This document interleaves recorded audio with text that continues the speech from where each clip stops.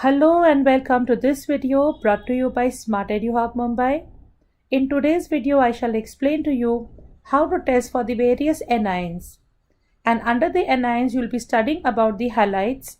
And under the halides, you will only be studying about the chlorides, bromides and iodides. Then you will study about the test for carbonates, nitrates, sulphates and sulphites. So now let's begin testing for the halides. Now testing for the halides is very simple.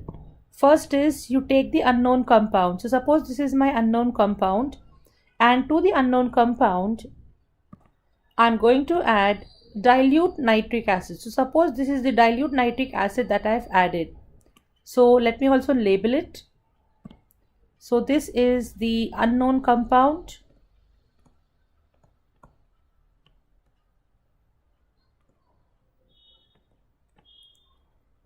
Here's my dilute nitric acid, and to that I'm now going to add a few drops of silver nitrate solution. So here are a few drops of silver nitrate solution. So that's AgNO3. So what happens? How do I come to know from all of this whether there is a chloride present or a bromide present or an iodide present? Well, if the reaction does happen and if there is a precipitate, based on the color of the precipitate, you'll have to then come to a conclusion whether there is a chloride, bromide or iodide present in the given compound that you're testing. Now as you can see on the screen, I have put up a diagram for milk, cream and butter. Now why I have put up these images? Well, it's only to tell you that if the color of the precipitate is white, so if a white precipitate is formed, I'll be writing PPT for precipitate. If a white precipitate is formed, then it indicates the presence of chloride ions. Similarly, if a cream precipitate is formed, so if there is a cream precipitate being formed, it indicates the presence of bromide ions. And finally, if there's a yellow precipitate formed, then it indicates the presence of iodide ions. And that's the reason why I took the example of milk, cream and butter, because milk is white in color, cream is cream and butter is yellow in color.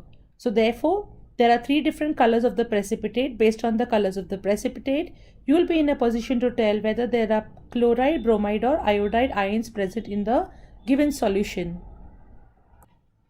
In order to test for the presence of carbonate ions, you will take the solution that you suppose contains the carbonate ions. So you'll take the solution to be tested, and to the solution you are going to add dilute acid. Now if at all there is bubbling, as you can see there is a little bubbling over here. So if at all you see bubbling, that means you know there's some gas. Now to test whether the gas is carbon dioxide, you're going to pass the gas through lime water. So you take another test tube, and into the test tube you let this gas pass, and if at all the lime water turns milky, so if you have the lime water turning milky, so that indicates the presence of the carbon dioxide gas, and when carbon dioxide gas is present, a carbonate is confirmed. So the presence of carbon dioxide confirms the presence of carbonate ions. So the test is very simple. Take the solution to be tested, and when I've written here carbonate ions, it means I'm telling you that the solution that you're testing, that we assume might contain the carbonate ions. So this is the solution that we are testing. Okay, the solution to be tested. Take the solution to be tested, put dilute acid into it. If there is bubbling, pass the bubbles, that is the gas, into another test tube which contains lime water, and if the lime water turns milky, it confirms the presence of carbon dioxide, and if carbon dioxide gas is present, it indicates the presence of a carbonate. So the presence of carbon dioxide is a confirmation for the presence of carbonate ions. Now let's move ahead to the testing of nitrates. So to test for the nitrates, you're going to take the compound to be tested. So suppose this is my compound to be tested. So this is my unknown compound, and to this unknown compound I'm going to add aqueous solution of sodium hydroxide. So then I add to it aqueous sodium hydroxide, so NaOH, and I add aluminium foil to it. So there are three things present. First is the aluminium foil, then is the compound, and then is the aqueous solution of sodium hydroxide. So what happens if there is a nitrate present? How do I come to know there is a nitrate present? Well, just as the presence of carbon dioxide confirms the presence of a carbonate ion, so also if the gas given off is ammonia, then it confirms that the compound is a nitrate. So that means you will be expecting some kind of gas to be given out from here. Now suppose there is gas given out from here, okay, and I need to test this gas for the presence of ammonia. So what am I going to take? I'm going to obviously take a red litmus paper, and if, okay, another thing is I'm going to take a damp red litmus paper, and if the paper turns blue when this gas interacts with the paper, that means it is confirming the presence of ammonia. Because what does ammonia do? Ammonia turns red litmus paper into blue. So once it is confirmed that ammonia is present, what does it indicate? It indicates the presence of nitrate. So that means you know that the nitrate is also present. So this is how you test the presence of nitrates. Once again I'll repeat. You take the compound to be tested, you add aqueous sodium hydroxide followed by aluminium foil, and test the presence of ammonia with the help of a damp litmus paper. Take a damp litmus paper, and if the litmus paper goes blue, it indicates the presence of ammonia gas. And once you confirm that ammonia gas is present, you definitely know there is a nitrate also present in the compound. So the presence of ammonia gas confirms the presence of nitrates. Now with this understanding, let's move ahead to the identification of sulphates. Now to test for the sulphates, as usual you're going to take the unknown compound that you're going to test. Suppose this is your unknown compound. So to this unknown compound you're going to add dilute hydrochloric acid. So you're going to add over here dilute hydrochloric acid. So suppose I'm adding dilute hydrochloric acid. So what do I do next? There's one more thing to be added, and that is an aqueous solution of a soluble barium salt. So you need to add a soluble barium salt solution. So that can be either a barium chloride. So you can add either barium chloride, or if you do not have barium chloride, you can also add barium nitrate. So these are the three things you're going to add.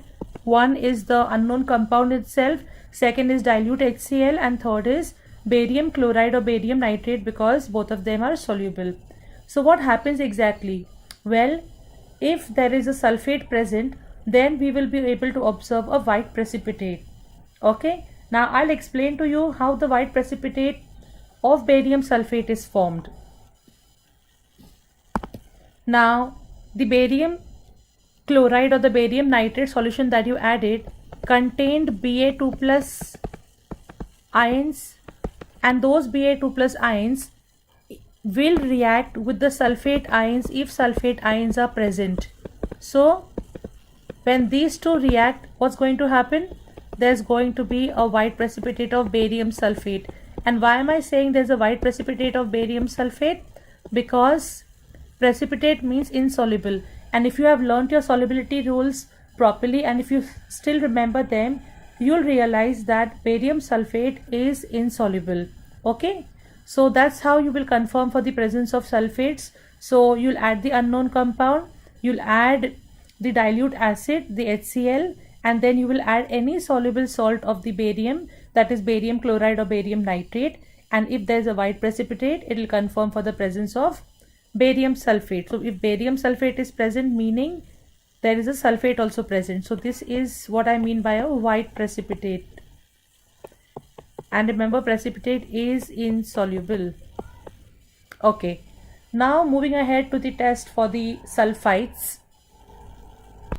Now to test for the presence of sulphite, you will take the unknown compound to be tested. So suppose this is your unknown compound to be tested, and to that you are going to add dilute hydrochloric acid.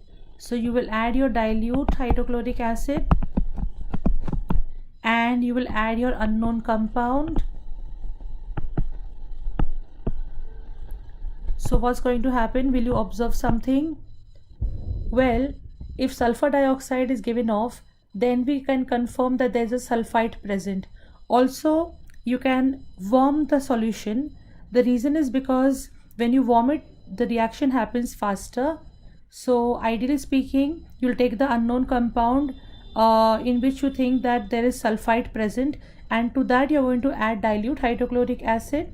And if sulfur dioxide gas is given out, so if the gas given out is sulfur dioxide, SO2, if sulfur dioxide gas is given out, then you're sure that there is a sulphite present. Now how do you test whether the gas given out is sulfur dioxide? Well, you take a paper and soak it into an acid. So which paper will you soak it into an acid? Will you take a plain newspaper? No, you'll take a paper of potassium manganate 7 and you will soak it in acid. So I forgot to mention, this is potassium manganate 7. So take potassium manganate 7 paper, soak it into acid. So this will become an acidified potassium manganate paper. And when you bring that paper in contact with sulfur dioxide, so what do you think is going to happen? Well, as you can see, this potassium manganate 7 paper is purple in color. So if sulfur dioxide is present, this sulfur dioxide will bleach this paper into colorless. So this paper will go from being purple to colorless. So when this happens, that means sulfur dioxide gas is present, and if sulfur dioxide gas is present, then we can confirm the presence of a sulphite. So well, this is all in today's video on testing for the anions, and if you like watching my video, please do subscribe to my channel. Thank you.